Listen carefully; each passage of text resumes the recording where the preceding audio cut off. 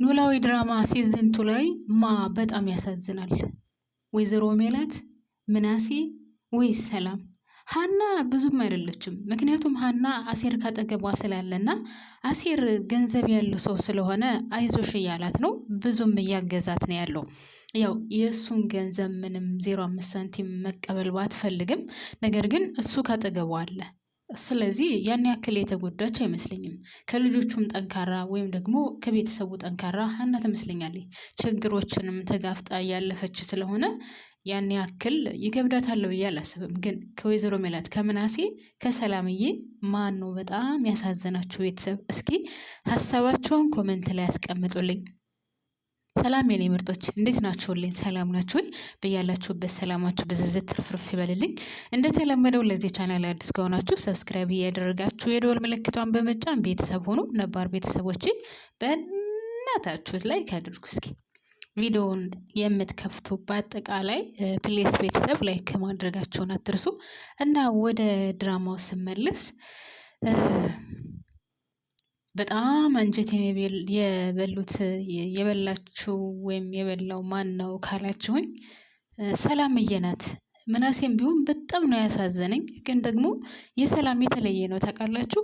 ምናሴም ቢሆን በፊትም ጀምሮ ካስታወሳችሁ አስተዋይ፣ የሆነ የሚያመዛዝን፣ የሆነ አርቆ ሀሳቢ ምናምን ነገር ነው እና እንደዚህ አይነት ሰው ደግሞ ልክ ችግር ሲመጣ ነገሮችን ለመጋፈጥ ያን ያክል አይከብደውም ብዬ አስባለሁኝ። እና ሰላምን ግን ካያችኋት ከዚህ በፊት የነበራት ህይወት እንዴት እንደነበረ ቤት እንኳን ሌላው ቀርቶ አይደለምና ሰው ቤት ወይም ካፌ ለመቀጠር ከቤተሰቦቿ ጋር እንኳን የነበራት ግንኙነት ታውቃላችሁ አይደል? ቤተሰብ እንደውም ከቤት ውስጥ እሷ ናት የበላይ ማለት ይቻላል ስለ ሁሉም ነገር።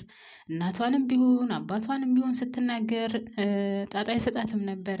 እኩል ነበር የምትመልሰው። እኩል መመለስ ብቻ ሳይሆን የመሰላትን ቃላት ነበር የምትናገረው። በቃ ይሄ ነገር ልክ ነው ብላ ካሰበች እናት አባት ማክበር ምናምን የሚባለው ነገር የለም። በቃ እውነቱን ነበር ፍርጥ አድርጋ የምትናገረው። እና እንደዚህ አይነት ሰው ደግሞ በአንድ ጊዜ ቁልቁለት ወርዶ እንደዚህ ሲሆን እውነት ለመናገር በጣም ነው የሚያሳዝነው ቤተሰብ።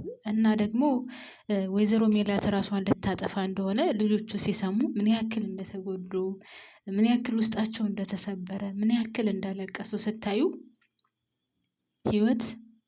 ህይወት ታሳዝናለች እውነት።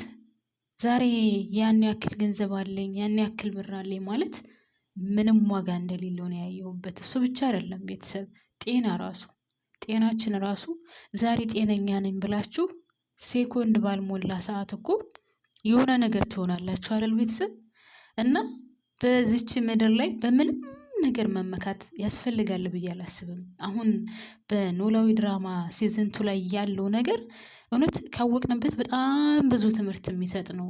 በገንዘብ መመካት እንደሌለብን፣ በምንም አይነት ነገር መመካት እንደሌለብን፣ ሲቀጥል ደግሞ ቤተሰቦቻችንን እንዴት አድርገን መያዝ እንዳለብን እና ለቤተሰባችን እንዴት አይነት ወይም ምን አይነት ትሪት ማድረግ እንዳለብን የሚያሳይ ነው። ወይዘሮ ሜላትን ካያችኋት ያው ብዙ ጊዜ ብየዋለሁ፣ ለቤተሰቧ ምንም ጣጣ አይሰጣትም ነበር። አትወዳቸውም ማለት አይደለም፣ ግን መውደድ እና ትሪት ማድረግ ልዩነት አለው። አንድን ሰው በደንብ የምትወዱት ከሆነ በደንብ የምትቀርቡት ከሆነ ስለዛ ሰው ስለሚያሳስባችሁ ትሪት ታደርጉታላችሁ። ምን እያደረገ ነው? ምን እየበላ ነው? ምን እየሰራ ነው? የት ወጣ? የት ገባ? ለምን ቆየ? ለምን አመሸ? የሚለውን ነገር በደንብ አድርጋችሁ ትከታተላላችሁ። እንደዛ ባደረጋችሁ ቁጥር ደግሞ ከዛ ሰው እየተቀራረባችሁ ትሄዳላችሁ። ግንኙነታችሁ በጣም የቀረበ ይሆናል ማለት ነው። ወይዘሮ ሜላት ግን የነበራት ግንኙነት ከባሏም ጋር ሆነ ከልጆቿ ጋር እንደዛ አልነበረም። እንደውም ከምናሴ ጋር ያው በጣም የተቀራረበ ግንኙነት አላት እንጂ ከሰላምም ጋር ሆነ ከሀና ጋር ያን ያክል ነው። ሀናን ይጠሏታል አይጠሏትም የሚለው ሳይሆን ያው ሀና ሁላቸውም እንደ አይናቸው ብሌን ነው የሚያዩዋቸው። ነገር ግን እንደ አጠቃላይ ካያችሁት ቤተሰብ አስተዳደር ላይ፣ ቤተሰብ አያያዝ ላይ ምናምን እዛ ቤት ዜሮ ነው፣ ዜሮ። አቶ መስፍንም ቢሆን እንደምታዩት ነው፣ መውጣት መግባት እንጂ ከቤቱ ምንም የለበትም። ወይዘሮ ሜላትን ብትሆን ከድርጅቷ ውጪ ሌላ ምንም የምታስበውን ነገር አልነበረም። በፊት ወይዘሮ ባዩሽ ጋር ነበረ። ወይዘሮ ባዩሽ ጋር ስትጨርስ ያው ከአቶ በቃሉ ጋር ወደ ድርጅቱ ዞረች እና ቤተሰቡ ምን ሆነ? ላይክ አለ አይደል እንትን አለ ተፈራረቀ። ከዛ ከተፈራረቀ በኋላ ደግሞ አንድ ለማድረግ በጣም ከባድ ነው የሚሆነው። ሁሉም በየፊናው ሆነ የሚሄደው። ምናሴም ያው ቤት ቁጭ ቢልም አንዴ ከአባቱ አንዴ ከእናቱ ይሆናል። አባቱ ተቀይሞ ሲያይ እናቱን ይናገራል፣ እናቱ ተቀይማ ስታይ አባቱን ይናገራል ምናምን። አቶ መስፍን እንኳን እንደው ምንድነው ያለው? እኔን አይሰማኝም፣ በቃ ልጆች ራሱ ወደ እናታቸው ተቀየሩ፣ ከዚህ በላይ ምን ያስቀምጠኛል ነው ሲል የነበረው። እና ይሄም እንደዚህ አይነቱን ነገር እንዳይፈጠር ማድረግ ያለባት በነገራችን ላይ ሴት ልጅ ናት። ቤተሰብ ወንድ ልጅ የቤቱ አባወራ ነው፣ የቤቱ መሪ ነው፣ የቤቱ ምሰሶ ነው። ግን ደግሞ ቤቷን እንዴት አድርጋ ቤተሰቧን እንዴት አድርጋ መያዝ እንዳለባት ብልሃት ያላት ሴት ልጅ ናት። ሴት ልጅ ቤተሰቧን እንትን እንዳይራራቅ እንዳይፈራረቅ ማድረግ በጣም ችሎታ አላት። ወንድ ልጅ ይሰራል፣ ብር ያመጣል።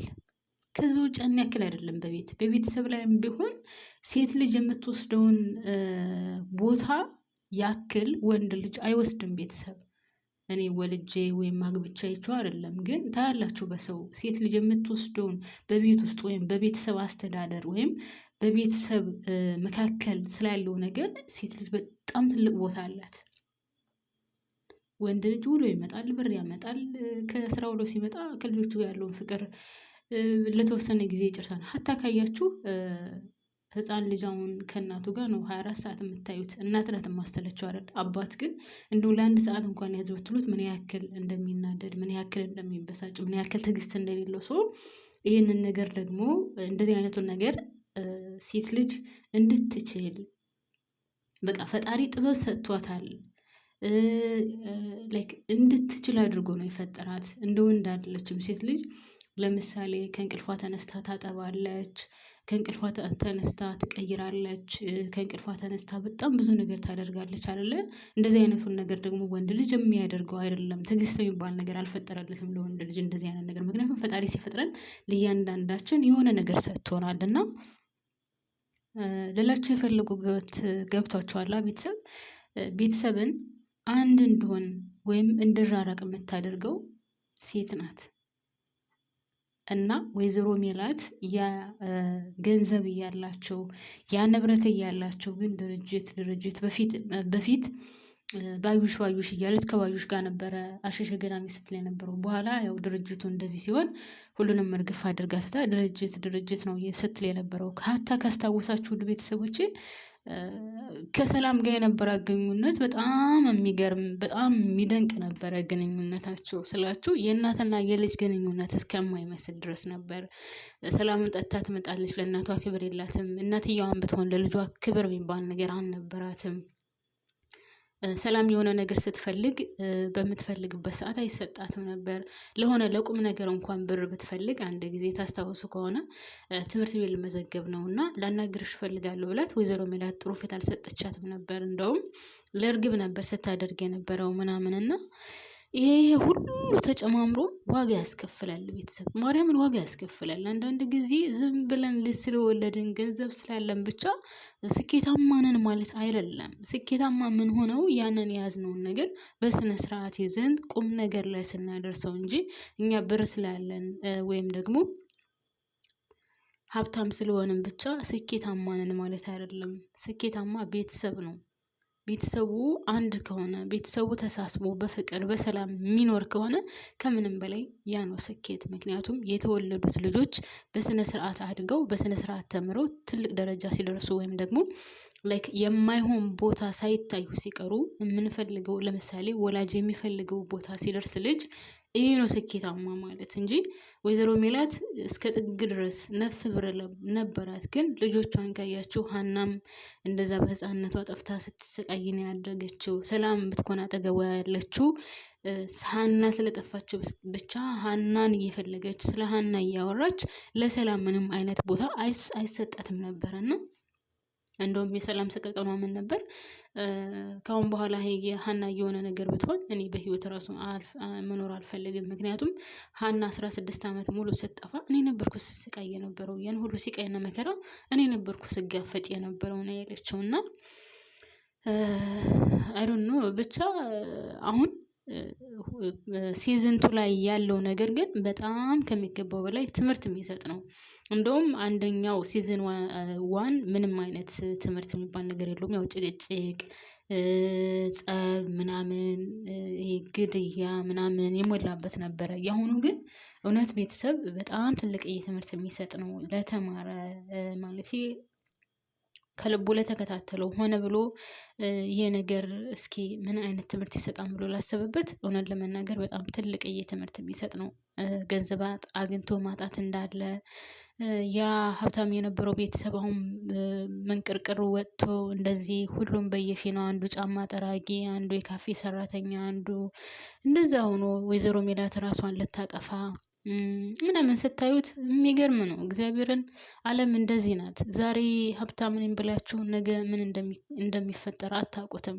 የፈለገ ሚሊዮነር እንኳን ብትሆኑ ገንዘብ ከሃዲ ነው። ገንዘብ ብቻ ሳይሆን ህይወት ራሷ ከሃዲ ናት። እና አለኝ ብሎ መኩራራት፣ ባለ ሀብት ነኝ ብሎ መኩራራት ተገቢ እንዳልሆነ ነው ያየሁት። ሲቀጥል ቤተሰብን እንዴት መያዝ እንዳለብን፣ ከቤተሰብ ጋር ምን አይነት የፍቅር ህይወት ማሳለፍ እንዳለብን፣ የፍቅር ጊዜ ወይም የቤተሰብ ጊዜ ምን አይነት የቤተሰብ ጊዜ ማሳለፍ እንዳለብን ምናምን የሚያሳይ ነው። ወይዘሮ ሜላት ቁጭ ብላ ከቤተሰቧ ጋር ብታወራ መስፍን ባልሄደ ነበር። መስፍን አሁን ከዛ ቤት ውልቅ ብሎ የወጣው አንደኛ ያው የችግሩ ጉዳይ ነው። ሁለተኛ ግን ወይዘሮ ሜላትም ሆነች ልጆቹ ያላቸው አመለካከት ለሱ በጣም ወርዷል። ምናሴ እንኳን ሲያናግረው በእናቱ ተተክቶ ነበር ሲያናግረው የነበረው። ሰው ይከፋቸዋል። እንደ አባት በጣም ነው የሚከፋው። ማርያምን እንደ አባት አንድ አባት ልጆቹ ጥሩ ፊት ሳይሰጡት ሲቀሩ ወይም ደግሞ ፊት ሲነሱት ምን ያክል ስሜቱ እንደሚጎዳ ታውቃላችሁ። ስለዚህ አንደኛ ደረጃ መጀመሪያውንም ያው አብሯችሁ አልቆየም። ካደጉ በኋላ ነው የመጣው። ከ16 አመት ቆይታ በኋላ ነው የመጣው። ሲቀጥል ደግሞ ከዛ በኋላ ሲመጣም ያን ያክል የተቀበለው የለውም። ያን ያክል ሁሉም አሳስፎ አልተቀበለውም። እንደ አባት ቢሆንም እንደ አባትነት ከልጆቹ ጋር ያለው ቀረቤታ ያን ያክል አይደለም። ሁሉም ነገሩ እየቀነሰ ሲመጣ ላይክ ውስጣችሁ ያለው ተስፋ ሙጥጥ ብሎ ይቋረጥና ባዶነት ይሰማችኋል። ባዶነት ሲሰማችሁ ደግሞ ወደ ቤተሰቦች ምንድነው አማራጫችሁ? ወይ ለብቻችሁ መኖር ወይ አገሩን ለቃችሁ መውጣት ነው። አማራጩን እንደዛ ነው ያደረገው አቶ መስፍንና ከምንም በላይ ግን ደግሞ እኔ ከዚህ ቤተሰብ አሁን በሲዝንቱ ላይ እንደ ድንብላል ያስደሰተኝ የለም። እኔ እንጃ እኔ ድንብላልን በምን ቃላት እንደምገልጻት አላውቅም። ሁሉ ቤተሰቦቼ ግን እንደሷ ያስደስተኛል። ህይወቷን መኖር ትችላለች። ሰራተኛ እስከሆነች ድረስ እኔ አገባሻለሁ አኖርሻለሁ እያላት ነው። ግን እኔ አሁን ተምቹን ብታገባ ጥሩ ህይወት ይኖራታል ወይ? በጭራሽ። ምክንያቱም ተምቹ በጣም ተቀይሯል፣ በጣም ተበላሽቷል። እና አሁን ተምቹን አገብታ ብትቀመጥ ጥሩ ህይወት ይኖራታል ብዬ አላስብም። እና በጣም ነው የሚያሳዝነው የተምቹ መቀየር በነገራችን ላይ